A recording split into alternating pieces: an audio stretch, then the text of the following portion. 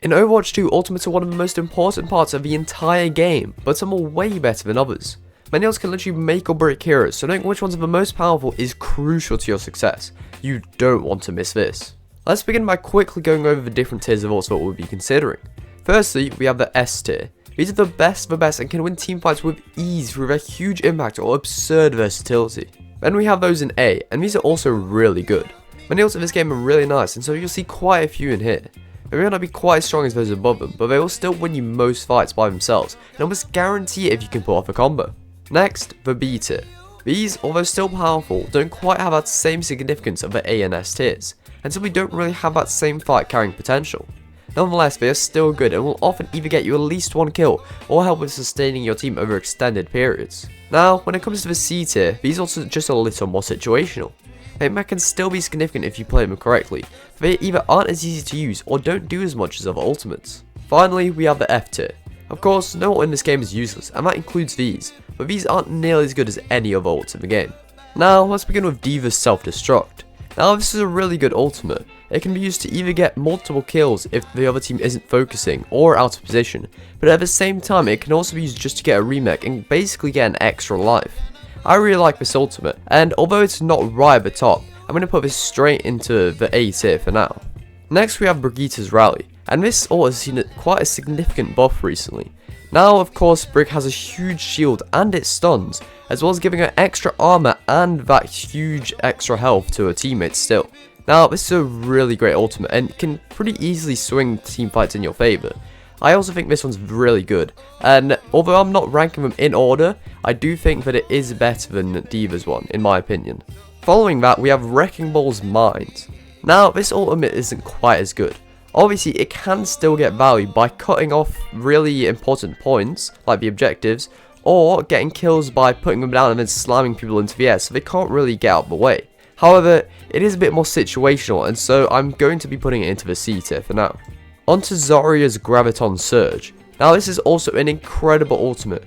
It groups all the enemies together so that they're super easy to kill, and if you combo it with something else like a Hanzo Dragon, it's an instant teamfight win. However, on its own, it can be a little difficult to get your teammates to follow up on it at times, unless you're 5 stacking with comms, and so as a result of that, I'm going to put it into the A tier as well. Bob, do something! Okay, we got Ashe's Bob, and I really like this ultimate. Of course, it's not like the best, but it can be used to stall points, to deal damage, and just generally be annoying to the enemy team. It's not incredible, but it is definitely solid. Onto Bastion's Artillery Strike. Now, this ult isn't incredible, because usually it's quite easy to avoid, but if you're smart with it, then you can corner at least one person, or if the enemy team is grouped up without much way to escape, you could get multiple kills. However, it is relatively difficult to use in order to actually get value with it, and so I would say that it is pretty situational in that regard. To be honest, I think Cassidy's Deadeye and Hanzo's Dragon Strike are pretty similar, and so I'll be talking about them both at the same time. Although they're definitely different, their purpose can be the same in many situations, as they're often used as zoning tools to either cut people off from the rest of their teams, or to force them to back away, allowing you to take the space. They can get kills if the enemy team isn't careful and aware of their surroundings, and Dragon can even be comboed with some ults like Grab to find success, whereas Deadeye can work with Flux. However, although both decent ults, they generally aren't that great when people have good awareness and game sense, and become consistent in having some sort of value, but very inconsistent when getting high value, and so they'll both find themselves in the C tier. Okay, here comes Echo's ultimate, and one incredible one indeed. Not only can you copy anyone on the other team to quickly gain some extra health and then hopefully kill them with their own characters, you can also get anyone's ult with ease. Imagine duplicating a Zarya and grabbing the enemy team, or copying one of our future S tiers to get a hugely impactful ult. Obviously the impact can depend on the other team's comp, but with 5 heroes to choose from at any time, the sheer versatility that this ult provides is insane, and that's exactly why this will be our first S tier ultimate. Well then, here comes everyone's favourite, or nobody's favourite, Genji's Dragon Blade. Now, this ult can obviously be insane at times and get huge team wipes, but generally won't do quite that much. This is largely due to a lot of that power coming from the damage boost off of Ana's Nano, which Blade is often combined with. You can't give an ult a rating solely based off of when it's used with another ultimate. And even then, it's somewhat inconsistent, as it takes a lot of skill to use effectively, but players in higher ranks know how to better counter it. However, overall it is still pretty good and can still absolutely find kills on its own, and so it will go into the low A tier for me. Onto Junkrat's Rope Tire, and this ultimate is also very nice. Not only can do a whopping 600 damage to anyone you want, but the AoE on this is pretty significant. It sets up the potential to get huge multi-kills similar to D.Va's bomb, but this is way better. Not only can you pretty much guarantee the kills instead of the opposition simply hiding behind a wall, but you also have way more control over who to kill. Obviously, if the enemy's grouped up, you can get a huge multi, but even often the worst case scenario is getting 1 or 2 of the enemy's supports more than enough to win a team fight. Combine that with how difficult it is to destroy, especially if you can master its mobility, and it's definitely an S tier for me. Onto Maze Blizzard now, and honestly it's pretty similar to Zarya's grab. It stops the enemy from moving so that they're much easier to kill, and both are pretty impactful. Of course, you can be more direct with Zarya's grab on who you try to target, but the large AoE radius of Maze Blizzard makes it quite easy to get multiple people as well. So as a result, I think that impact is pretty similar, and so Maze Blizzard is also definitely an A tier for me. A very good ultimate. Well then, now we have Doomfist's Meteor Strike, and honestly this ult is not great. It's pretty easy to dodge, and most people already have some sort of ability to get out of the way, like Moira's Fade or Baptiste Immortality Field, Kirikio. There's so much to stop this ult getting anyone, and even if anyone doesn't have that ability, it can still be dodged. Furthermore, it's mostly just used as a repositioning tool to save you if a dive goes poorly, and so it's honestly just a waste of his kit in general, and even though it does help him in a sense, it's just not quite good enough, and so I'm going to put it into our first F tier ultimate. On the other hand, Kiri's Kitsune Rush is a wonderful ult. Not only does it make you move and shoot faster, but it also significantly decreases your ability's cooldowns, and not just you, it's for your entire team. This is huge in team fights, and it's usually used at the beginning, and often really turns it in your favour. Obviously it's not a guaranteed team fight win, but it's still very powerful and will usually swing the balance in your favour. As a result, I'm definitely going to put this one into the A tier. Pharah's Rocket Barrage is not as good though. Sure, it can get you a kill or two quite easily, however, making you stay still in the air makes you way too easy for an enemy to shoot, and often it's just going to get yourself killed, sometimes even without even getting any picks on the other team.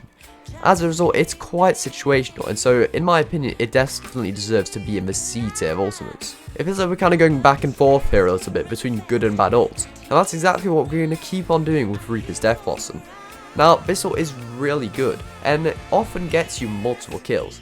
It can be stopped by some things like multiple forms of CC, or people just getting out of the way, but in general it's often going to get you multiple kills and generally just win the team fight for you. And if you combo it with something else like a grab or an ammo boost, that's definitely going to win you the fight. And so I'm going to put it in the A tier again.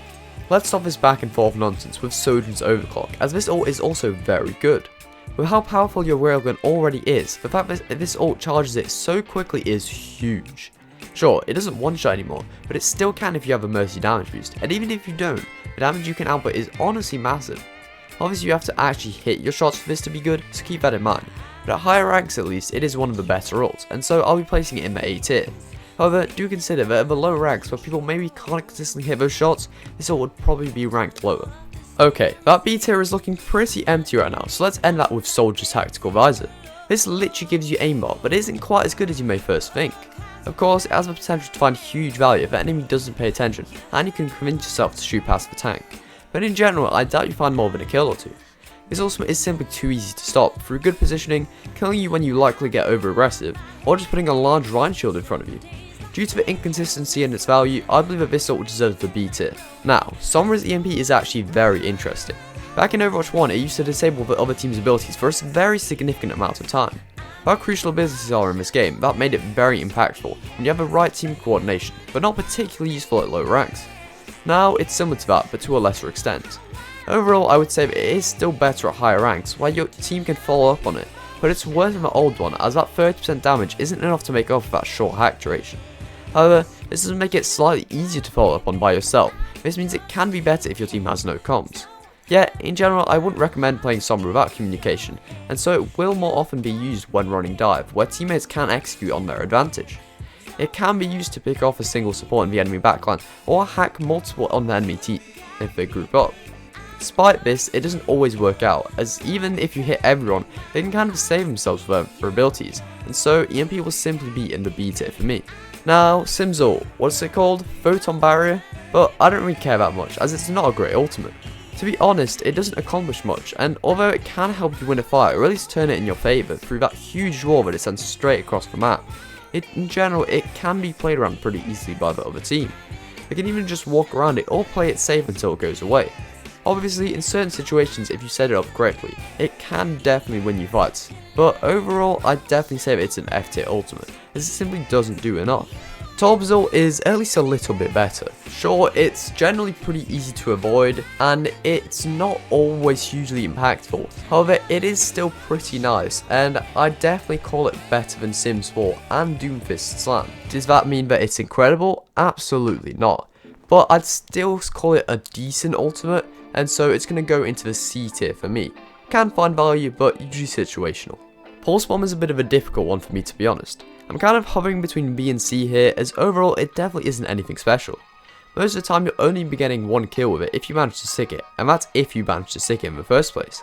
However, it can be used to take out key targets, especially the enemy supports, and that on its own can be enough to win its fight.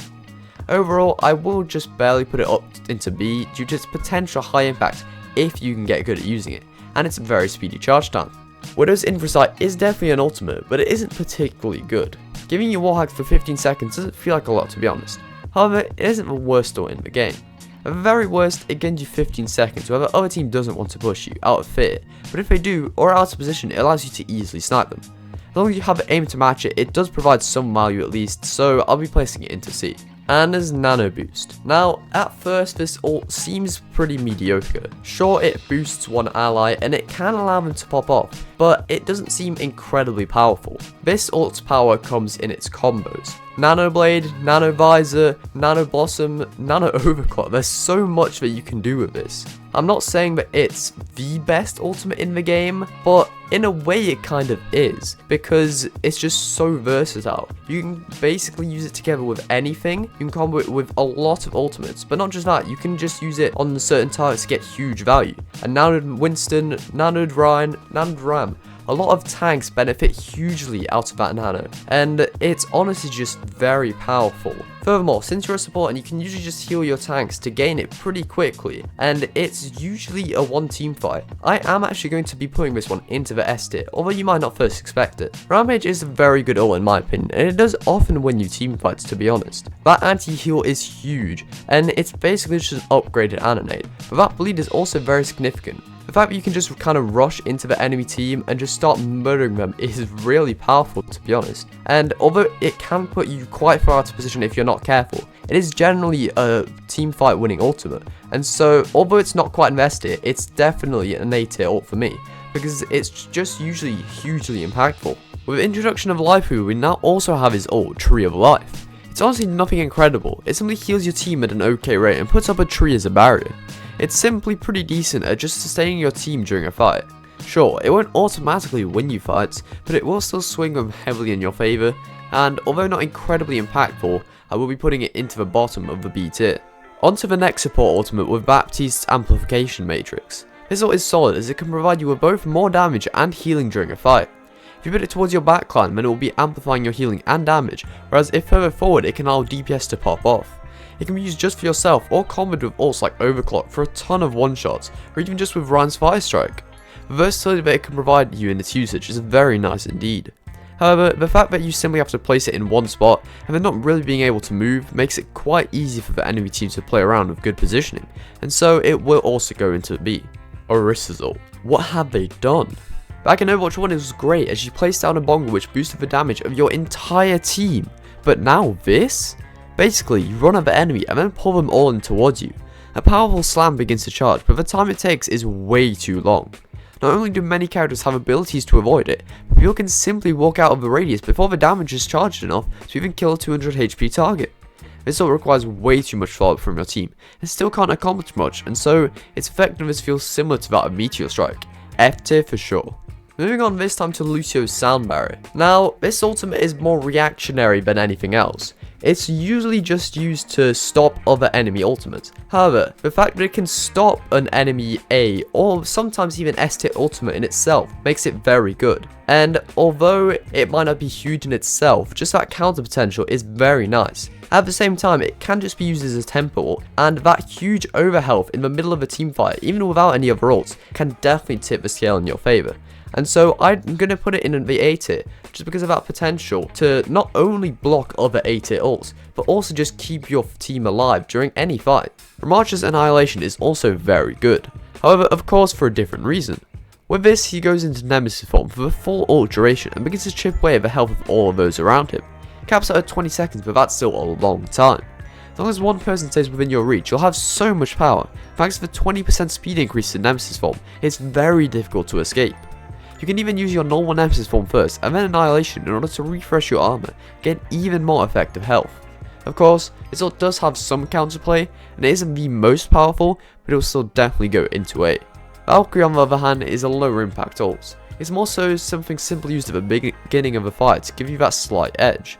It doesn't do a huge amount, but it makes you fly, changes your healing, and gives you unlimited ammo if you feel like playing Battle Mercy. It definitely isn't one of the best ults in the game. Thanks to its fast charge time, it can be used quite often to give you that slight advantage, and so overall it'll go into the C tier. Earth Shatter, another great tank ult. This is where you slam the ground and stun all enemies in front of you, as well as dealing a huge 170 damage to anyone directly where your hammer makes impact. This ult is really good, and similarly to other tank ults like Grab and Flux, it is powerful and CC based. They can easily win team fights by themselves, but aren't quite consistent enough as you need your team to follow up, so this will also be going into the A tier. Well then, here comes Moira's Coalescence. It's a decent ult. It isn't anything insane, but its fast charge rate and the general sustain it provides in a fight, combined with the pressure you can put on the other team's supports, is pretty nice. That combination of damage and healing is similar to Matrix in a way, and although it has a lower ceiling for potential high immediate impact, it's also way more consistent in the general benefits it brings to your team at any time. Of course, this ult isn't anything mind-blowing and won't instantly kill the enemy team or something like that, but it's still solid, and so it's a B tier ult in my opinion. Roadhog's Whole Hog to me is of a similar quality. It's also pretty good. It won't instantly win a fight, but it will definitely help us swing them in your favour. That damage can allow you to get a kill or two if able to isolate and push targets up against a wall, or that knockback can push people off point, off the map, or even just away from your team if they need some time to heal. As a result of its decent power and multiple uses, it's also going to be in B for me. Here comes Zen's Transcendence, and this ult is very similar to Lucio's.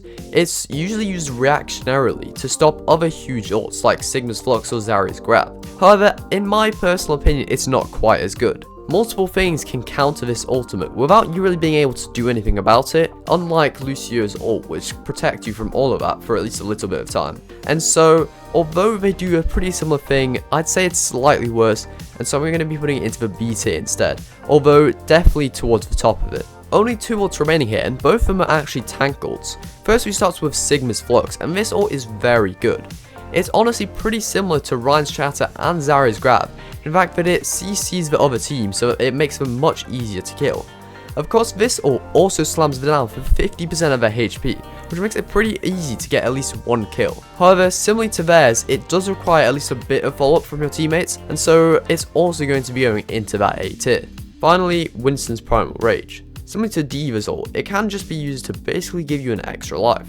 It instantly puts you up to 1000 HP, and that makes you pretty hard to kill. It also makes you start swinging with your fists, and can allow you to corner people and take them out thanks to the knockback. However, if everyone shoots you, that health can still be burned down pretty fast, and getting value in terms of kills usually takes high levels of mechanical skill specific to this ultimate. In certain situations it can be better, but overall it's a B for me. But hey, it's just my opinion, I want to hear yours. What do you think ults are better than I said? Worse than I said? That's for you to decide in the comments down below. I'll see you next time.